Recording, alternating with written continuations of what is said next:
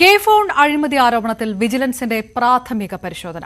Chinese cable വാങ്ങിയതിൽ അഴിമതി നടന്നുവെന്ന പരാതിയിലാണ് പരിശോധന നടത്തുന്നത്. പൂജപ്പുരയിലെ വിജിലൻസ് സ്പെഷ്യൽ ഇൻവെസ്റ്റിഗേഷൻ യൂണിറ്റ് 1 പരിശോധന നടത്തുക.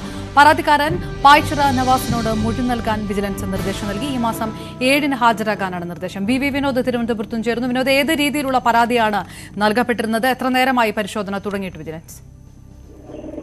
അവർണ, ഇത് പായ്ച്ചിറ നവാസ് നൽകിയ പരാതിയിലാണ് ഇപ്പോൾ വിജിലൻസ് പ്രാഥമിക അന്വേഷണം എന്ന നിലയിൽ പരാതിക്കാരന്റെ മൊഴിയെടുക്കാൻ തീരുമാനിച്ചിട്ടുള്ളത്. ഈ പരാതിയിൽ കൃത്യമായി പറയുന്നത് കേരളത്തിലെ കെ ഫോൺ പദ്ധതിയിൽ ഇന്ത്യൻ നിർമ്മിത ഉൽപ്പന്നം വേണമെന്ന ടെൻഡറിന്റെ പ്രധാന വ്യവസ്ഥ ലംഘിച്ച് കെ ഫോൺ പദ്ധതിയിൽ ഉപയോഗിച്ചത് ചൈനീസ് കേബിൾ ആണെന്നതാണ്. LS കേബിൾ എന്ന കമ്പനി ഇന്ത്യൻ നിർമ്മിതം എന്ന പേരിൽ നൽകിയ OPGW കേബിളുകളുടെ പ്രധാന ഘടകമായ ഒപ്റ്റിക്കൽ യൂണിറ്റ് ചൈനയിൽ നിന്ന് ഇറക്കുമതി ചെയ്തതാണ്. ഇതും ഗുണനിലവാരം ഉറപ്പില്ലാത്തതാണെന്നും പദ്ധതിയിൽ പങ്കാളിയായ KSP തന്നെ ചൂണ്ടിക്കാട്ടിയിരുന്നു. ഉന്നതതല സമിതിയുടെ പരിശോധനയും നിർദ്ദേശിച്ചിരുന്നു.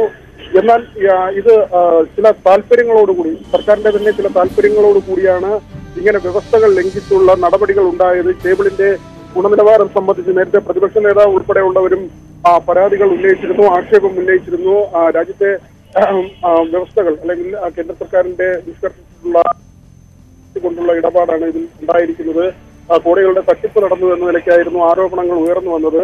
ഇതേ പരാതി തന്നെയാണ് പായ്ച്ചിറ നവാസും വിജിലൻസിന് നൽകിയത്. ഈ പരാതിയിലാണ് പരാതിക്കാരന്റെ മൊഴി രേഖപ്പെടുത്താൻ വിജിലൻസ് തീരുമാനിച്ചിട്ടുള്ളത്. സ്പെഷ്യൽ യൂണിറ്റ് ഈ മാസം 7 ഹാജരാകണമെന്ന നിർദ്ദേശമാണ് പരാതിക്കാരന് നൽകിയിട്ടുള്ളത്.